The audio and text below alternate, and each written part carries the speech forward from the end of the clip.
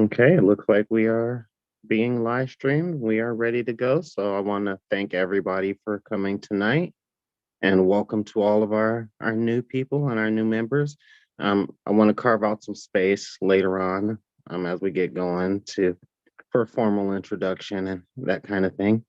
So with that being said, let's go ahead and do some introductions.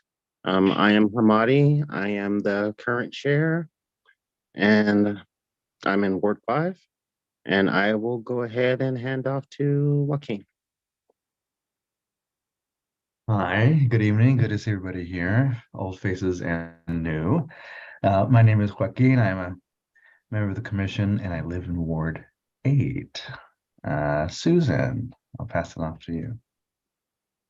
You're wanting to see familiar faces, not old faces. Be careful. Nothing wrong with old faces, too. I'm Susan McNaught. I live in Ward 7, and I will pass it off to Kathy. Hi, everyone. I'm Kathy. I live in South Salem. My pronouns are she, her, hers, and I'll pass it off to Krista.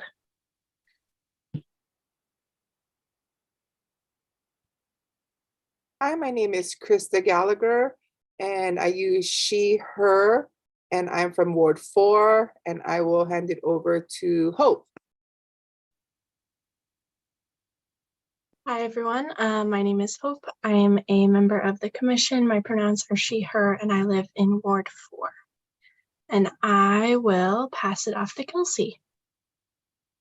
Hello, my name is Kelsey Murray. I use she, her pronouns. I am the vice chair of the commission and I live in Ward 7. And my cat will make very much a lot of appearances today. And I am going to pass it on to Emilio. Hi, my name is Emilio. Don't know which ward I live in, to be honest. I live in downtown Salem. And yeah, I'm glad to be here today. Guess I'll pass it on to William. Hi, my name is William LaDuca. I use he, him pronouns. I'm from Ward 2, and I'm really happy to be here. All right, if you just want to hand it off to someone, that'd be cool.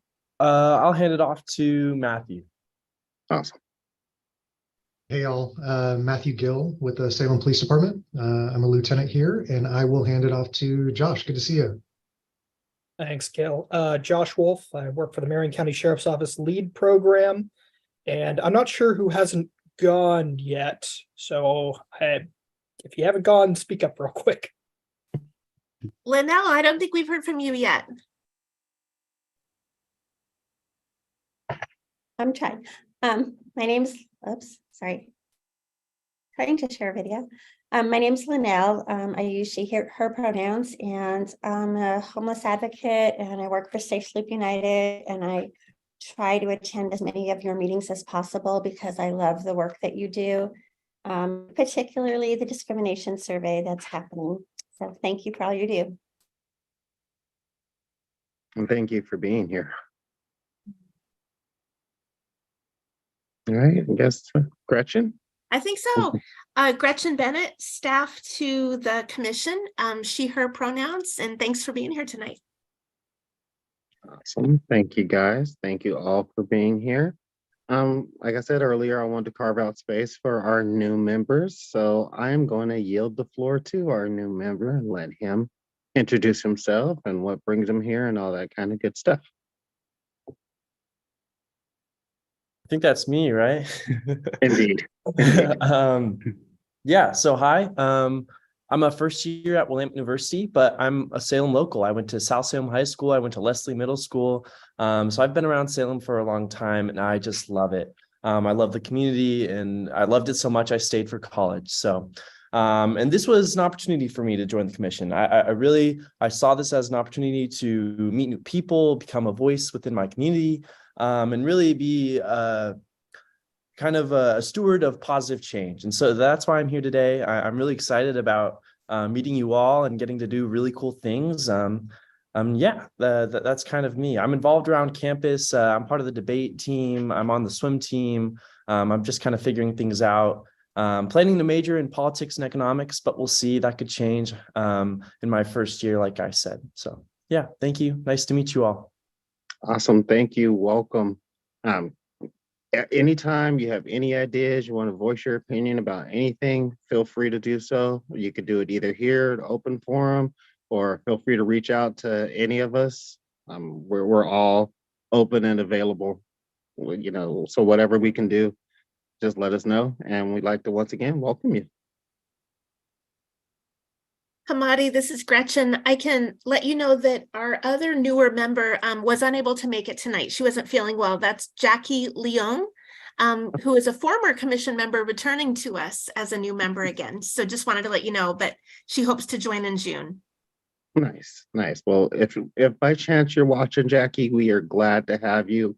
I've been watching you for a while with some of the other things that you've done in your career. I will say your political career. So I'm honored to have you here and welcome. And thanks for coming back.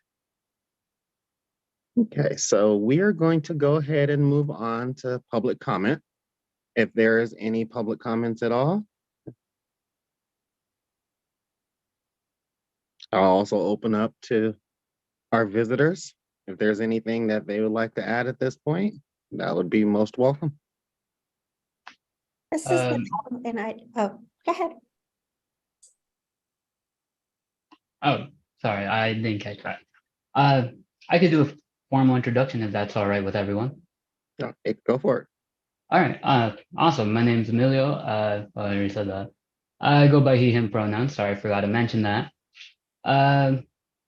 Unfortunately, I'm probably not as experienced as everyone else in this panel, although I am very interested in human rights, in making a betterment to this world that we live in. I wasn't aware of the commission, to be honest, until fairly recently. In fact, I think it was a mutual friend that we have, Hamadi, that introduced me to the panel.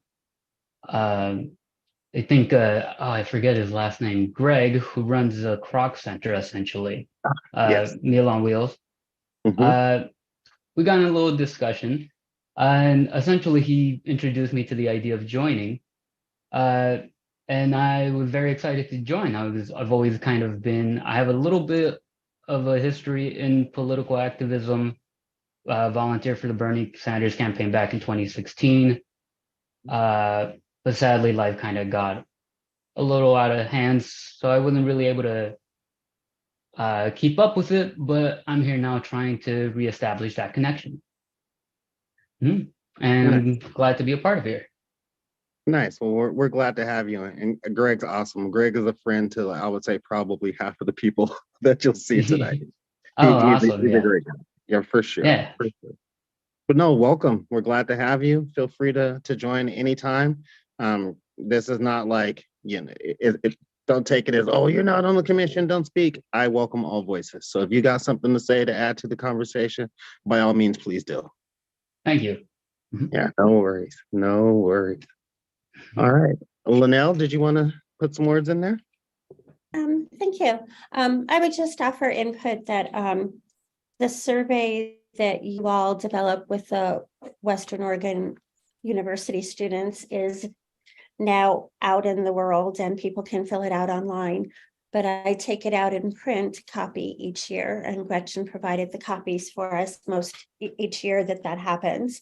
And the students and I, or whichever students are able to, and I are going out Saturday morning from 9 to noon to collect responses in person from individuals who are unsheltered. And if anybody would like to join, the next Zoom call I have is with the students to kind of talk about the strategies and what they can expect and how we approach people. But it's been life-changing for some people when they wrote how they felt about their nerves, their anxiety about going out and doing the survey with people in person. And then when they went and the results that they got and the connection that they felt. So if anybody is available and interested to attend, we're meeting at Arches at 9 a.m. on Saturday. And I'm so grateful for the survey work that you guys do. Awesome. Thank you. No, we're grateful for what you do. And I would definitely encourage anyone who has the time to go ahead and do that, to stop by and help out. It is rewarding, to say the least. It really is. So let's see here. Um, was there anyone else who wanted to add anything at this point? Yes, sir. I realize a lot of people here probably aren't familiar with the LEAD program or the work we do, so I wanted to give a brief overview on that. Long and short of it, LEAD, or law enforcement assisted diversion, essentially when a officer, a deputy, or a community partner encounters someone out in the field who is suffering from addiction issues, low-level mental health concerns, that's pushing them to engage in criminal activity. Instead of putting that individual back through the criminal justice system, they can instead connect them with my team, who are navigators that have experience within these realms and can get them the assistance and the help they need to get back on their feet and become once again on that path to wellness. So I am here as a observer in this instance to try and see how I can help serve the community and help serve the people that I am currently engaged with. So. Oh, that's awesome. I appreciate that. I actually work alongside a couple people on your team. Oh, perfect. So yeah, I'm very familiar. But yeah, I mean, what you guys do is actually really, really awesome. I've seen some great results. Like, kudos to you for that. It's all my team. It's all the guys out in the field that make the major difference in these people's lives. So For sure. But we welcome you. And once again, same to you. Anywhere where you want to put some input or ask some questions or whatever, please feel free. thank you, sir. Yeah, no worries.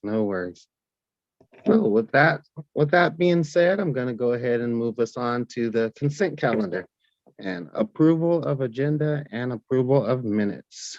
So, Ms. Gretchen, would you facilitate us in this?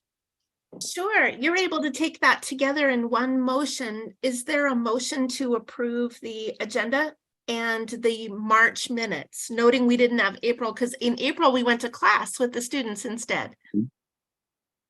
This is Kelsey. So moved. Is there a second? This is Joaquin, seconded. Thank you. All in favor? I Aye. Any Aye. opposed? All right, motion approves, consent calendar approved. Thank you. And thank you for that. And thank you, everyone. We will go ahead and get to some of our action items and some discussion there. So let's go with the bias crime update.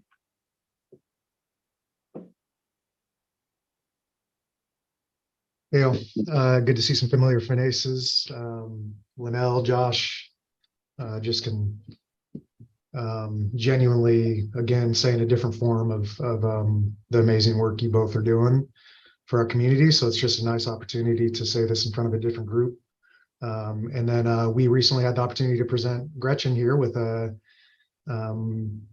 award for kind of our token for all of the work that she does for our vulnerable population. So I know you all value her, but anytime I can speak highly of her and the work that she's doing for the many vulnerable populations in our community, I'll spout it. So good to see you all. Gretchen informed me that you all have the 2022 bias crime data report. Hopefully you've had the opportunity to look at that. I'll just hit a few highlights and then I'll go over both kind of a combination of the end of March, because we didn't have April in April's, and a few bias crimes and incidents that have occurred here within the city. But ultimately, the 22 bias crime data was down. DC Aguilar would love to be able to speak specifics about this. She is who prepared this report. I think it's an excellent report, but she also makes it really clear that we can't draw specific conclusions as to whether or why bias crimes are down. It could be a matter of us continuing to drive how important it is to report and looking at different ways to get this information out there. So anyways, I am available for any questions, but also I can refer you directly to current Deputy Chief Aguilar for questions on those. But I will flow right into the recent bias crimes if that works for you, Hamadi and Gretchen. Yeah, go for it. Awesome. Not a fun topic, but we'll start with bias crimes and arrests that have made. Feel free to interrupt me at any time. On March 29th, patrol responded to a fight in progress that started because of a traffic crash. So this was, again, kind of a road rage incident. It was determined one of the drivers instigated the physical confrontation, and while he was doing so, made derogatory comments about the Hispanic community. That suspect did cause injury to the two victims. And as a result, was arrested on site for bias crime 1 as well as assault 4. As you know, it elevates from bias crime 2 to bias crime 1 when there's actual physical injury or an actual assault versus harassment that takes place. On April 12th, patrol responded to a disturbance between neighbors in Southeast Salem. During this disturbance, the suspect threatened to kill the victim while using anti-Black language. Patrol ultimately arrested the suspect for bias crime 2 and disorderly conduct. I want to mention that this was a multi-day investigation. It was hard to locate the suspect in this, but patrol ultimately followed up 2 days later and made that arrest. On 4/24, patrol investigated an assault that occurred at a park in Southeast Salem. This was a unique investigation where we had somebody who was developmentally delayed, congregating in the park, and ultimately was assaulted by suspects that knew him, but during the course of that assault, made comments about his disability. So as such, it did rise to a bias crime. 2 suspects were arrested in that incident for bias crime 2, menacing and harassment. There was a physical assault that occurred, but it didn't arise to the level of assault per statute, which is why the crime of physical harassment was charged. On April 28th, patrol responded to Southeast Salem Middle School on a report of a threatening email one of the students received. It was believed the email was from another student, and that email referenced anti-LGBTQ plus language. Patrol, I think, from my perspective, did a phenomenal job and ultimately determined that the account it came from was not the individual, and there was some other stuff going on as a result. So that's still an open investigation. I thought it was really good collaboration between the school system and the police department in advocating for the victim in this process. Those were the crimes for March and April, and so far in May. We did have one bias incident that involved graffiti all over Southeast Salem. We woke up to several vehicles as well as a school in Southeast Salem that had the same red spray paint graffiti that was anti-Black in nature. The victim, whose vehicle was spray painted, did not believe that they were specifically targeted. And then patrol was inundated with graffiti from what we believe was the same individual or suspects because of the same spray paint. And there was a bunch of different weird references all over town, both some gang related, or at least what were implied as such. The spray paint on one of the Southeast Salem elementary schools was anti-Black in nature, but otherwise it was all over the place.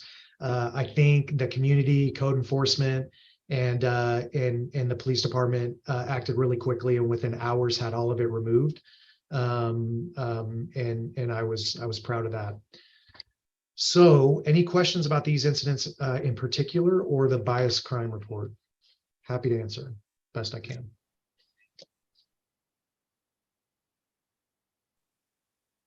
I personally didn't have any questions. I did get a chance to go over it, and I did notice the decline, and also where it was noted that it was, that there was no specific data to really see, to actually determine what caused the drop. So I think that'll be something interesting to keep an eye out for in the future, and just take a look at it. Other than that, I don't really have any questions. I'll like to open it up to the council, to anybody else, or to the commission. Sorry, does anyone else have any questions or anything?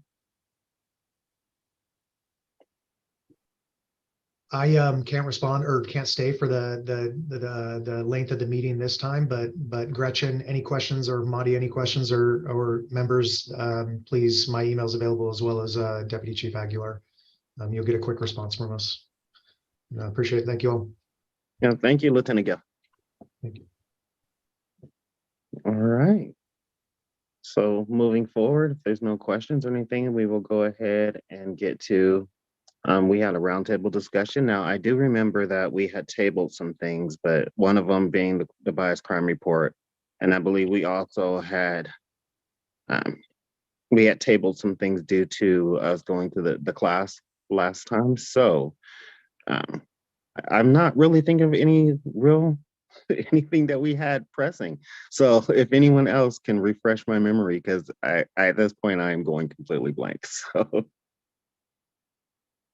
One thing that might help the team is to reference the February notes. I attached them in the last email in case that helps. I think the group was wanting to return to that list of ideas that were brainstormed back in February to see if there's any that the group would like to pick up for additional or future focus. I can quickly read through the list if that would help too. Implement training curriculum, monitor the equity asks status, increase visibility and education related to anti-Semitic graffiti, increase the use of inclusive language, and potentially have a recommendation on that. Create opportunities to hear from the public about how they would feel more comfortable to meaningfully engage. Communicate more on social media and launch the monthly column. So those were the things that were highlighted in the minutes as things folks might want to pick up and think about for future projects. Not that you have to do that tonight, but that's just a memory from your previous meeting that you wanted to carry forward into the future. thank you very much for that. Yeah, I actually just pulled it up now.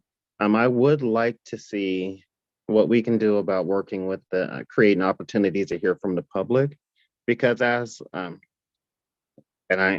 I apologize, I'm spacing the gentleman's name. Our visitor that was here with us was saying that he didn't even realize we were here. And so if we can't be more visible, then it limits what we can do, because if we don't know, we can't act, right? So I think that's something we really, really should focus on in any way, shape, or form that we can. I know I said that I would like to get out to as many events, and unfortunately, I haven't been able to hit as many as I'd like, but I want to continue that. So if we could really focus on just awareness, anything that we can do, any event that we can go to, any post, anywhere where we can stick our face and say, hey, we're here, that would be amazing. So that's what I would like to focus on, but I'd like to ask the rest of the commission if there's something on that list that like was really like jumping out at you that you're passionate on, that you feel we should put more focus on.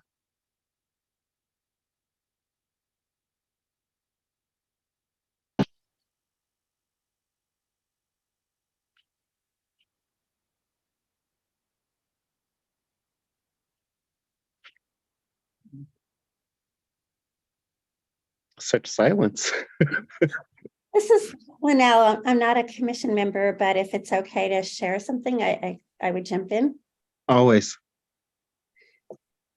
I have a personal bias that might not be shared, so I won't take it personally. But I feel like education is really key for that. And if people, you can go to a public event and you can be a booth and you can share about who you are and what you do, and that's totally valuable. Yet if there were ways that where you can share some of the perspectives that you each may have experienced or witnessed about bias, discrimination, and frame it in a way that people might think about it a little bit differently in social media, I feel like that's going to be more, I don't know, planting seeds, changing beliefs, when they can see an article that like, oh my goodness, I never thought of it that way. Because otherwise at an event, you can say who you are and you can make a report if you witness or experience bias or discrimination. But when you can also have a way to plant seeds to change hearts and minds, to me, that kind of goes alongside. One way is to report and know where to go when something happens that's discriminatory or bias or injuring people because of a protected class or bias. But then there's like, how do we change how people think about people, how people feel about people, how people treat people? And to me, that's about education. And I end up feeling a little bit frustrated because there's so many parameters that the city has to honor about it. It can only be fact-based, and some things are fact-based. If there's a directive to really not try to change someone's mind, to me, that's completely contrary to the aspect of planting hearts and seeds, planting seeds for changing hearts and minds for how people think about things and believe things. And I might be misunderstanding some of the information that I've discussed with Gretchen, because our focuses have been in so many directions that are really time critical. But if there is, a parameter of really trying not to say anything that might imply you should change your mind, I feel like that's completely contrary to what education is and needs to be. And can we change that rule? Can we change that parameter? Can we change whatever barrier is saying that that's a parameter we need to live within, if that's completely opposite of what education is? So we can have ways for people to report what they experience and witness. But if we don't also try to change hearts and minds, we're not getting anywhere fast enough from my biased view. So to me, education would be really critical. And yet there's so many parameters on what the city is and can or can't or won't or isn't able to say. And especially if there is a bias of, you can't imply that someone should change their mind. Can we fix that within the city so that we can say things that might change hearts and minds? So my bias is towards education as well as getting yourselves more well known. It's like with homelessness, we could have all the money in the world to build everything. But if we have people who don't want it in their backyard, we have NIMBY that's going to prevent it from being here, here, here, and here. So to me, everything goes alongside education, and education has the purpose of changing hearts and minds. So if our own rules make that impossible, can we change those rules? Sorry. No, I appreciate that. I mean, education is definitely a component of what we do and what we stand for. As far as the intricacies of how we can work it and how we can, for that, I would have to ask Gretchen and some of the other city staff, because I don't know. Like, I don't want to say, go do this and you can say this, and then later on it's you can't do that. So but no, but definitely I understand what you're saying. I definitely understand where you're coming from. That's something that we should focus on and take a look at. So commissioners, anybody else want to chime in? Well, I was going to say, I think, Lena, what you shared resonates with me very deeply. If for no other reason than because of the sort of urgency that a lot of the issues that we tackle has. And I don't know, I would defer to Gretchen on this, but sorry, I'm losing my voice. I've had a long day.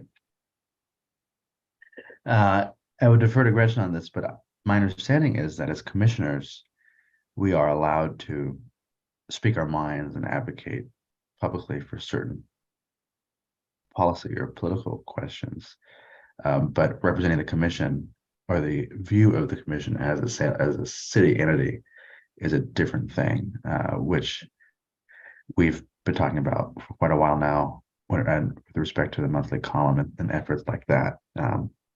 But there's in other words, I think in the meantime, while I think maybe we should be worthwhile pursuing what you brought up, individual commissioners can write and do and speak their minds as they please, and we do from time to time. So maybe that might be maybe exercising that muscle more in the interim might be the way to go for now. I don't know.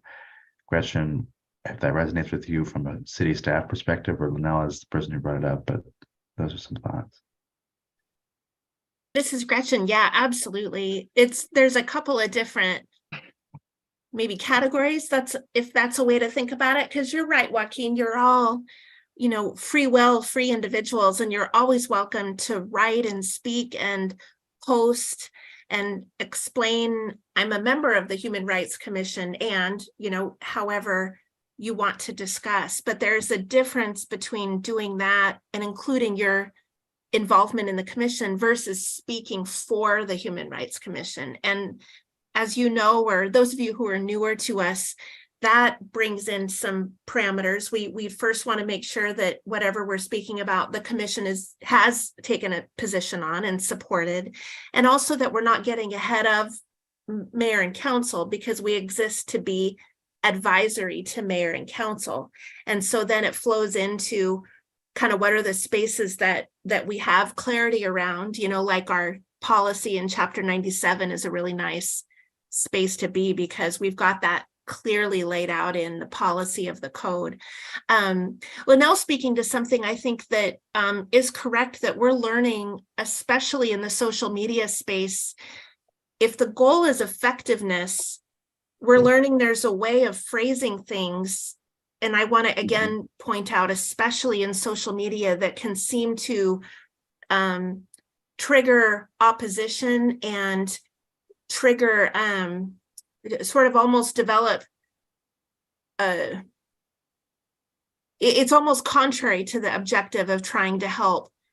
The minute the short posty phrases begin to convey here's what you should think, there's so many people who would be opposed to their city trying to tell someone what they think, that out of a sense of freedom, and so there's a way of phrasing and posting information that's informative, that touches hearts and minds, that brings key information in, but maybe doesn't have the impact, even though it wouldn't have the intent necessarily, have the impact of having someone feel boxed in or closed in or told what to do. It's really about nuance, and it's especially poignant, I think, in social context, in social media, but it's certainly more complex than I can probably give it justice to this evening. And you're right, Joaquin, there could be some other voices that could help us unpack that more completely. But it's really about,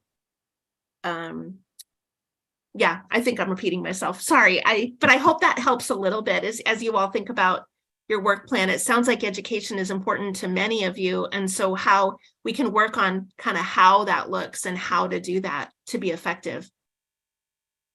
This is Kathy. I'll just add, I mean, I know that Gretchen and I have talked about this before. I know that there are some concerns about how information is communicated, but I think that there are lots of opportunities to still communicate and get some good information out there. And I don't want us to necessarily hesitate from moving forward. And there's a lot of bits and pieces of information, and chapter 97 has language in there. I wish I had it in front of me. I don't, but I think that if we can focus around that, I think that there's still lots of opportunities to do things. So yeah, I think being present at events, but also sharing information in any way that we can get it out there and people can see it, to let them know that we're here, and what issues are important to us and the community as a whole. So yeah, I just would echo that. I think that's an important place to focus. And this is one out. I'm sorry. No, go for it. Go for it. I totally get that it would always have to be in a way that isn't, I don't know. I mean, you could say something that makes people feel insulted for thinking and feeling what they believe. But if somebody hates Black people, do we really want to have them feel okay about that? Now, we don't have to point someone out and say, you're a jerk, you have no compassion. We don't want to do things that would create, just an argument, because that closes the door to connections and bridges. But, for example, could you do a column that might be one of the students' experiences after they went out into the world and did a survey? because that plants a seed of I thought this way and now I think that way. And we could do that with any marginalized groups, not just unsheltered individuals. But if there was a commitment to do some kind of a column where you're putting it out there and it's not necessarily statistic based or fact based as far as numbers, but I mean, it could include that. But if it's people showing what made them change their mind about someone, could that be a city column? And yes, it's out there to try to change hearts and minds. But if we have a barrier that says we shouldn't try to do that, I think that's an unreasonable barrier. It's about how do we do that in a way that doesn't create more divisiveness, but it will be controversial. But that's the point. It doesn't have to be controversial in a fighting kind of way. It could be controversial in, I hated all homeless people, and then I read what the student felt when they went out and did a survey. I still hate homeless people, but now I've got a little bit more to think about. So could we risk columns that do try to change hearts and minds, but in a way that's trying to build bridges? But the reality is there will be controversy. That's part of the territory of changing someone's heart and mind. So trying to avoid that, I don't think is reasonable, but trying to do it in a very respectful way is absolutely required, or you're going to do more harm than good. Definitely. I think it's more of a thing of being educational and informative, but not being confrontational and judgmental. And that's where it lies. And I know launching the column and also social media, as Gretchen ran off the list, and those are two things that we did have as action items that we wanted to work on. So I think that's something, once again, with the other things that I mentioned earlier, something we should definitely push forward on rather sooner than later. So I think Linnell raises a really good point. We need the numbers, but we also need the stories. We need to understand how people are reacting, how people are feeling, what's going on. And the numbers they might reach our heads, but they don't reach our hearts. And if we're going to change, it's going to have to be head and heart. So I think those stories are really important. If you're looking for good stories, why not talk to people who've come off the street already? Addicts that have gone through recovery and have been in recovery for years. Individuals like that would be able to give voice to the issues that you guys are raising right now while still appealing to the overall population. good point. So it sounds like to me that launching the column needs to be done ASAP. Let's try to focus. Let's see if we could come up with some ideas, maybe write down a thing or two that you might want to say, in our first initial column, and how we'd like it to be structured. And then as soon as we get back together on our next meeting, be able to really put boots to the ground and get that going. How does that sound? Yes.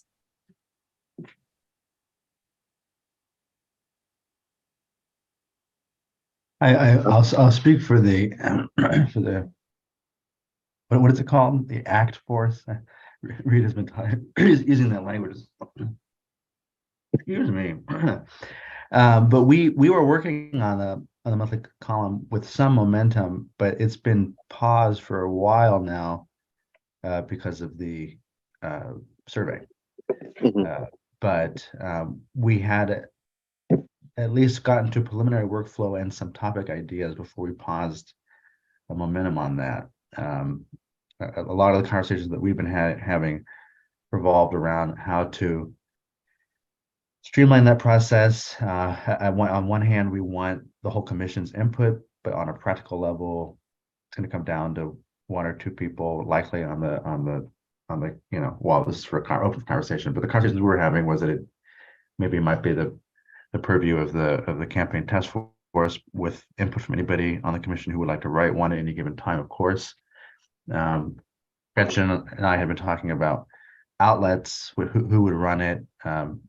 No one has really seemed to jump on it without some draft columns to read over first and kind of see what that relationship looks like. And then returning to Lionel's comment too, I mean, the sort of topics that we choose will be parameterized in a certain way by the city, depending on what the topic is. And so whether it's Chapter 97, it needs to go through a legal review if we make any claims that are beyond the purview of the language of the law or anything like that. So these are also considerations that a quick column might look like 2 or 3 months from now, just in terms of execution. But as someone who was working on this with others, Kathy and Susan especially, I'm very, very in favor of this happening as quickly as possible.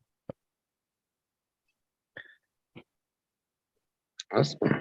Any other commissioners want to chime in at this point?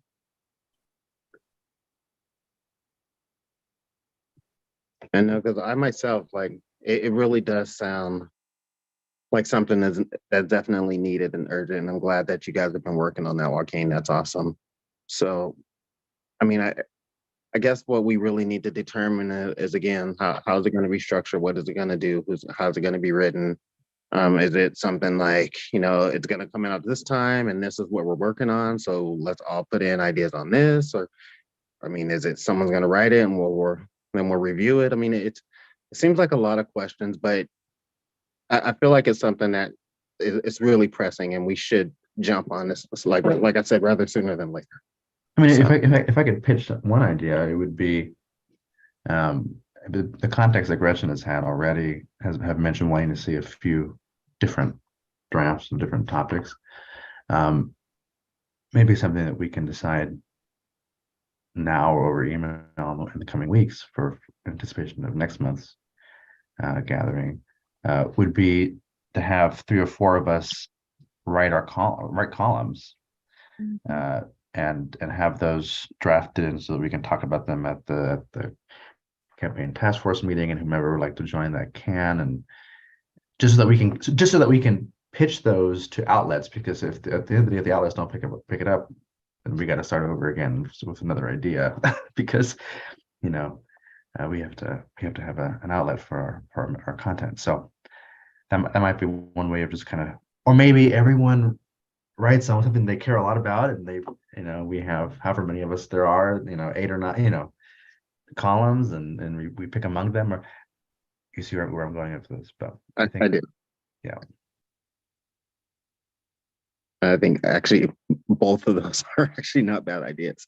So yeah, I know. I think at this point, let's kick it around. I mean, I'm not opposed to, whether it seemed to me that it would be advantageous to have all of us have some type of input on whatever column or whatever is going to be, so that way we can, stand together. Like, this is the commission, this is what we're saying, that kind of thing. That sounds to me to be the best way forward. But that being said, it's just the mechanics of actually getting that done. So when is your next meeting with the task force? Is it next week? It's not next week, is it, Richard? Yeah, thank you, Susan. It's May 24 at 7 p.m. Okay, 2 weeks from now. Mm-hmm. Okay. Do you feel like that might be a little rushed if I ask for us to all get together and try to really get this going? Do you feel like that is adequate time, or would you like me to push a little further? If you push it further, we'll just put it off longer. Yeah. Gotcha. So let's do that then. Let's as far as writing, if everyone wants to write something of themselves and then push that forward, do that. If you feel more comfortable just saying, hey, a couple notes, this is my ideas, this is what I would like to see in there. If you feel comfortable doing it that way, then do so. But let's try to have that. Would you like us to send that directly to you, Joaquin?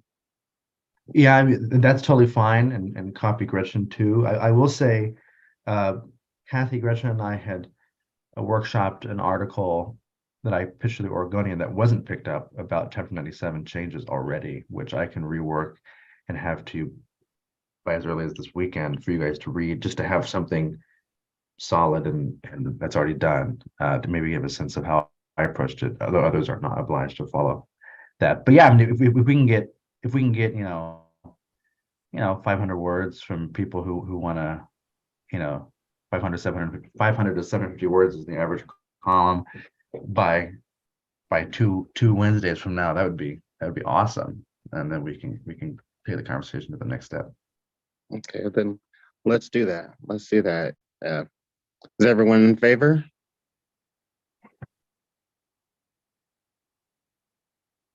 Just to clarify again real quick, that was May 27th, right?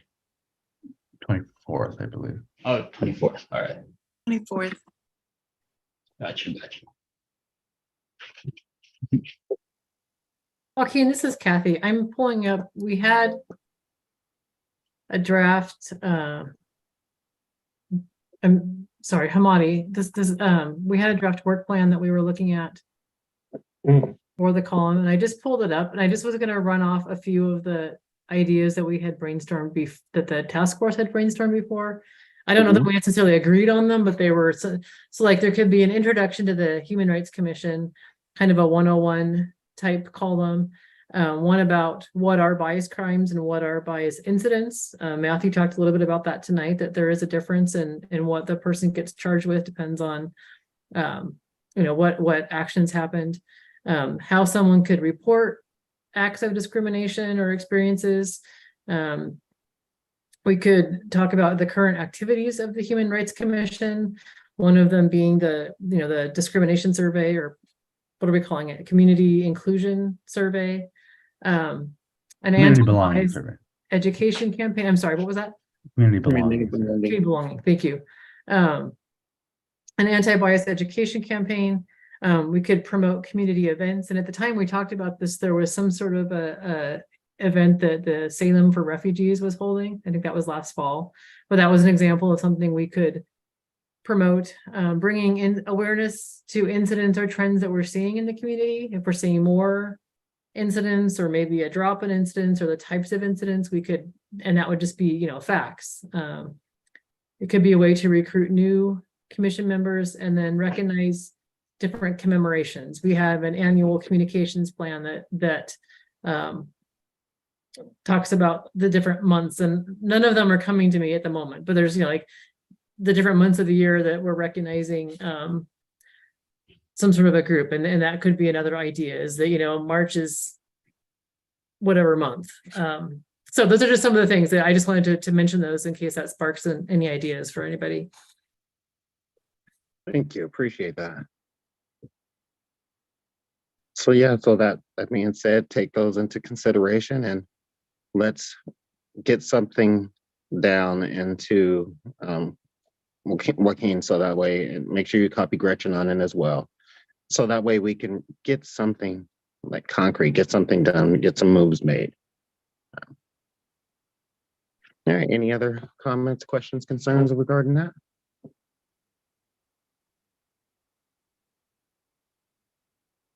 No? Okay. Then we will go ahead and move forward to our task force and projects. So awareness. That would be me. That will be you. I feel like I've already talked too much. For sure. It's been a busy time. It has been a lot happening. I think Gretchen and Marianne and Alejandra, who's one of Marianne's students, and I have been talking more than I've spoken to anybody in the last few weeks, aside from my mother. So it's been a busy time. The survey was a little bit delayed, but out in English and Spanish, fully translated into Spanish by yours truly. And forgive me if there are any mistakes. It was like a 78-page document, and it's possible there are errors. But anyways, that task is done. I think former counselor Leung and future recommissioner Leung helped us with other translations and outreach to the Pacific Islander community, which I believe is also underway as we speak. Reached out to community partners in the Latino community to help bolster numbers there, and Linnell, our invaluable and intrepid partner, helping us this weekend, reaching folks in person. and the unhoused community is such a blessing. But it's really been quite the task, but it's done and out now. Some changes to highlight for folks who are new and folks who aren't familiar, Susan, would be that we changed the name of the survey to community belonging, in the hopes of that the change in the title will be more inclusive and bring more folks into the conversation. We felt the discrimination survey was a little bit weighty, a little bit heavy, and folks folks we want to hear from may not resonate with that and be turned off by that.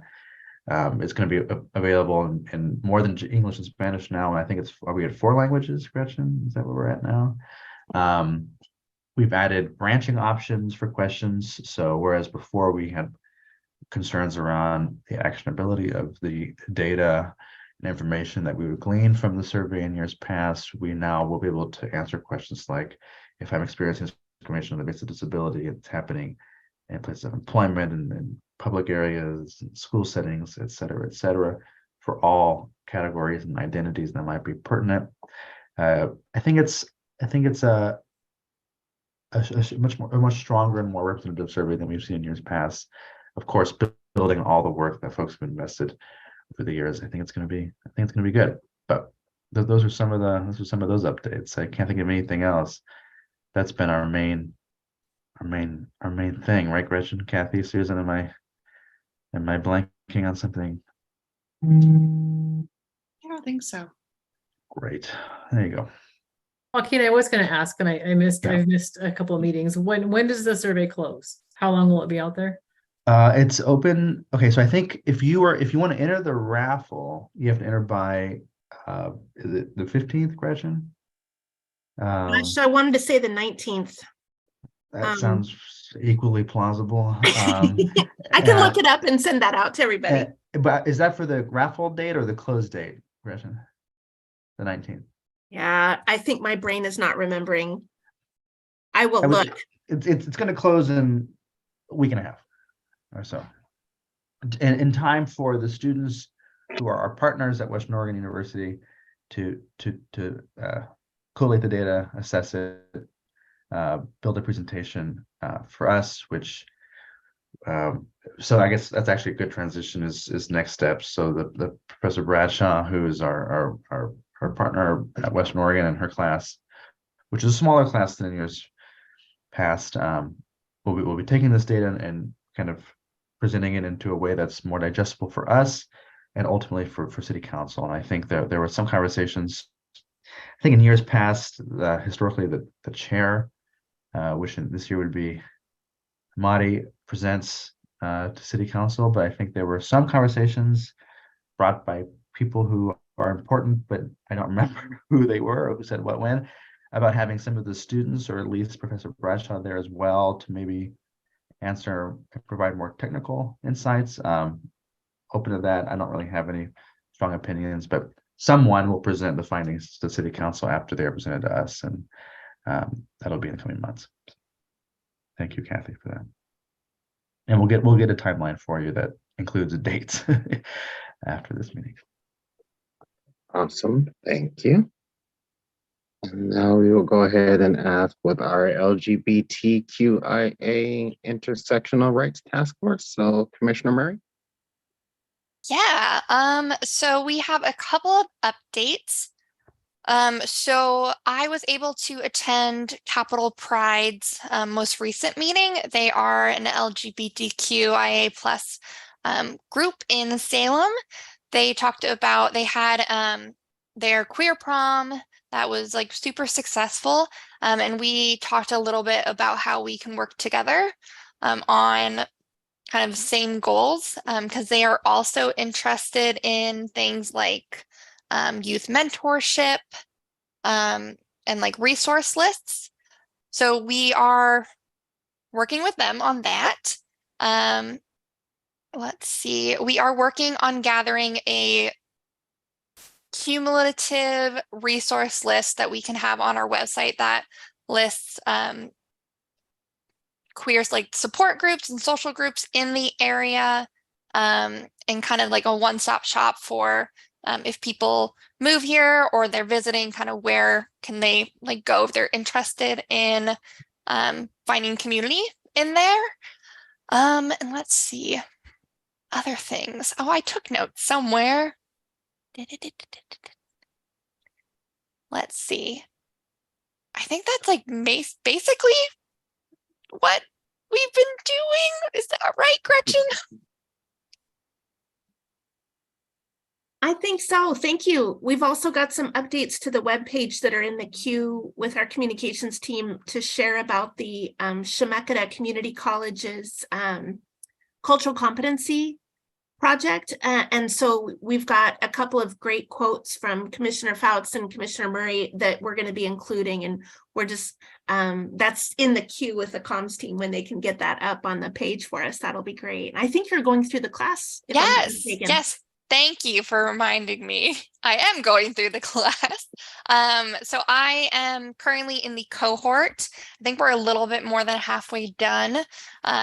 It's a really great course. So I really recommend it if people are able to. They will continue doing these courses, hopefully being able to offer them at relatively a low cost, but that depends on grants.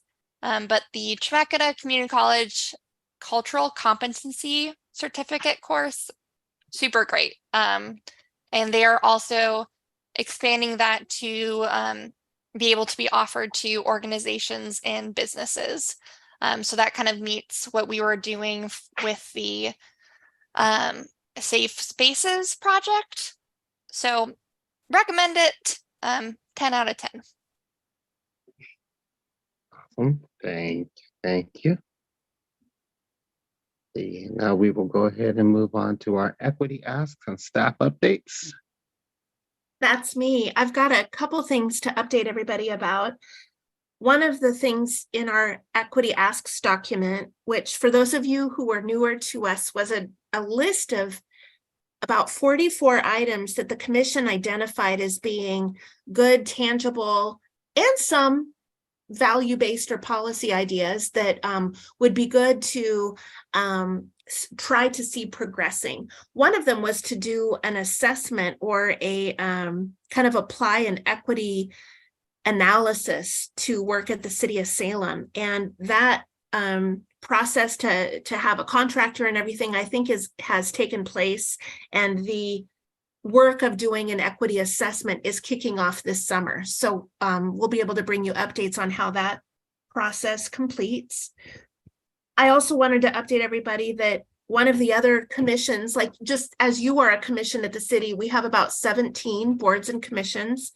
Another one of our commissions, the Historic Landmarks Commission, has undertaken a priority to work to interpret historically underrepresented community history.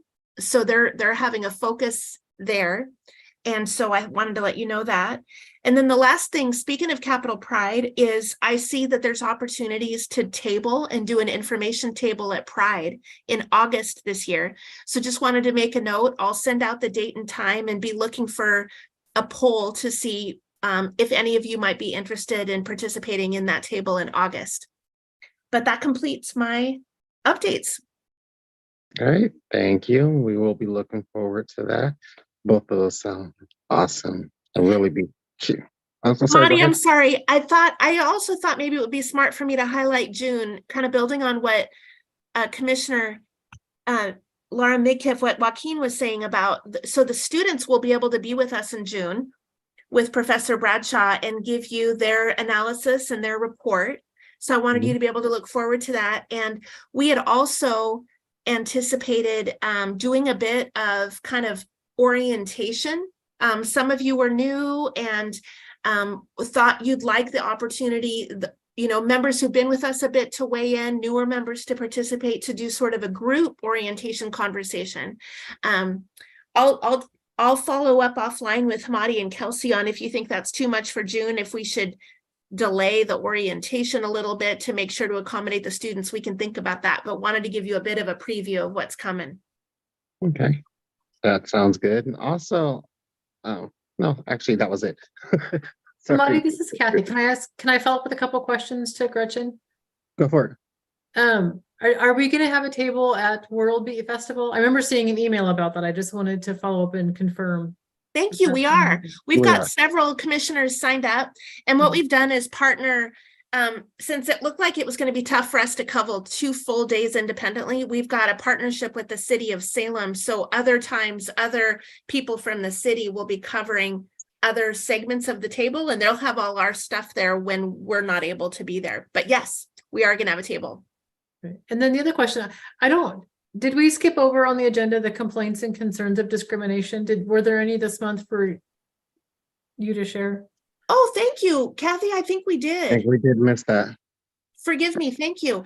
I did have one that came in during this report period. I spoke with a person who explained that they have a disability, and at work, they reported a lack of kindness in receiving when they report errors by colleagues, and find that bringing problems to the attention of the team seems to not be met well, be met with resistance, and they were struggling with how all of that was going and how that might be interplaying with the disability that they have as well. So we talked through and tried to brainstorm approaches and ways and solutions and ideas for working with a supervisor to bring information forward. But that was the situation that I received this month. So sorry about skipping that, and thank you for that.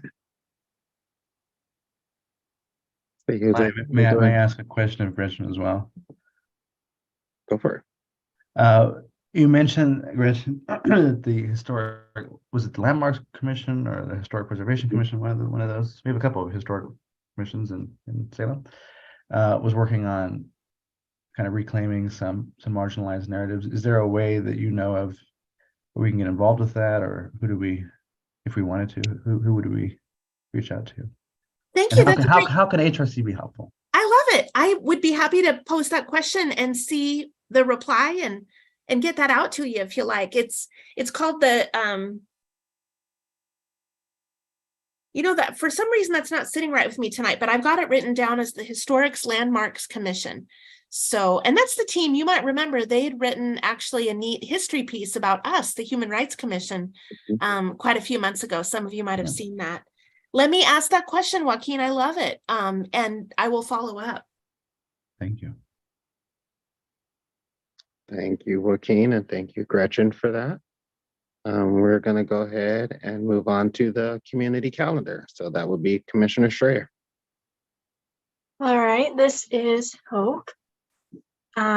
We have 3 calendar events that are happening over the summer, basically. So June 19th is the Salem Kaiser NAACP, their Freedom Fund banquet annually. It's at 7 p.m. and their theme is This Little Light of Mine Shining Beyond the Darkness. They're celebrating Black excellence and raising funds for scholarships for students of color. It's scheduled on Juneteenth, and it's just going to solidify efforts to just celebrate and ensure every child's light is burning brighter. And so that's actually going to be at the Chemeketa Eola Center. And the location is in the attachment. Sorry. Tickets are on sale now. So, and then on August 26th, Pride in the Park will be held. They're hosting live entertainment, food and vendors. The night before that is actually Salem Capital Pride is hosting Queer Movie Night in the Park. So that should be great. September 23rd is Viva Salem, Todos Unidos, and they will be holding that at Riverfront Park from 12 to 6. It's going to be a celebration of Hispanic culture, and there'll be vendors from all over Salem. Yeah. So those are the events that we have happening over the summer. Yeah. Awesome. Thank you very much for that information. And then there should be an attachment for that. So, or if you need the information for that, then please let us know and we can get that to you, can disseminate it to you so that way you can attend some of those events. So thank you, Commissioner Strayer. Thank you, Hope. And with that said, is there any member remarks, announcements, questions, comments, concerns, complaints? Yeah, I have a question if that's all right. In regards to the Definitely. calendar events. Definitely. Yeah, just wondering if we're working alongside bringing in a minority-owned business in regards to all of those events, to help support them and bolster their community as well, bring them into the community and see if they're willing to work with the Human Rights Committee alongside with us. If you like, I can speak a second to that. I didn't mean to cut you off, Hamadi. No, go for it. Emilio, thank you. That's a great idea. I don't know the Mhm. relationship to each of the events with that, as I'm not on the organizing team for each of those, although it's a good question.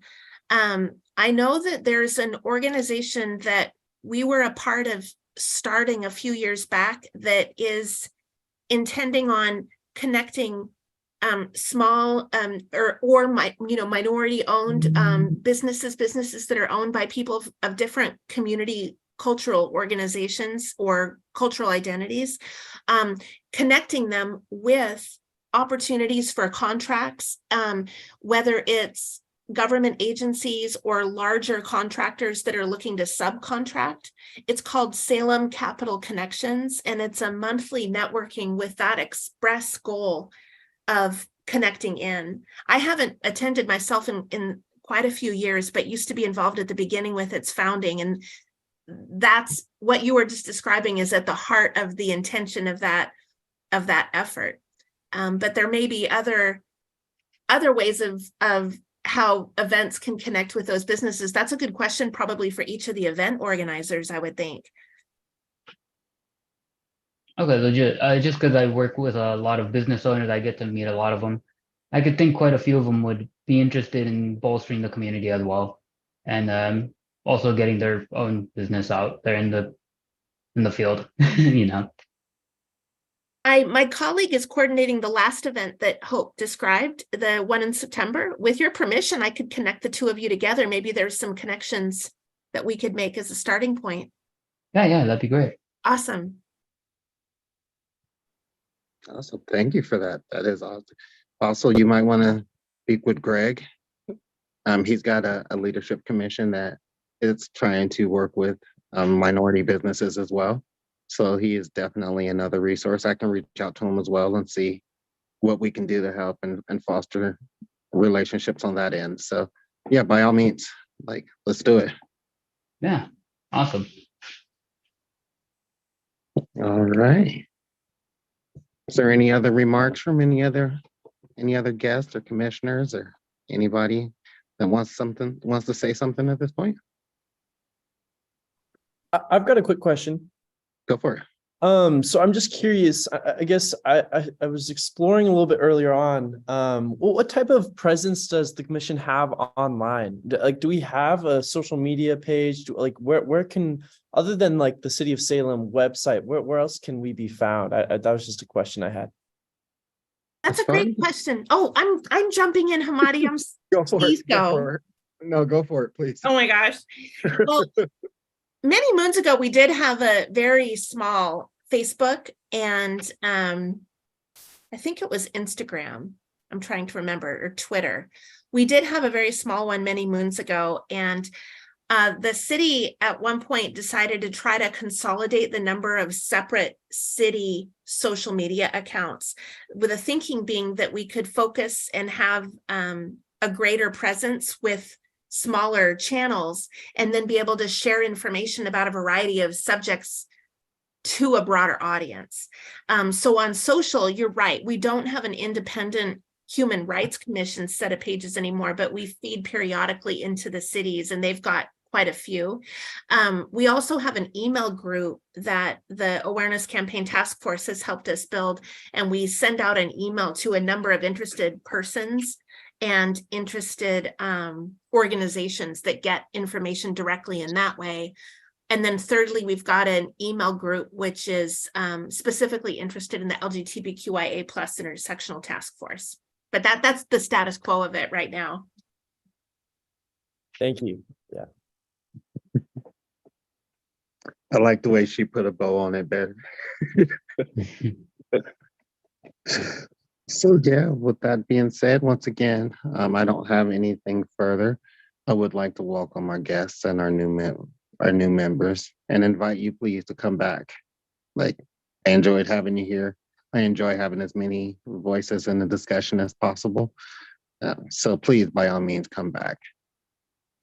And with that being said, if there's nothing else, if anybody has anything else to add, and if they do not, then I will go ahead and conclude. And thank you guys once again for showing up tonight.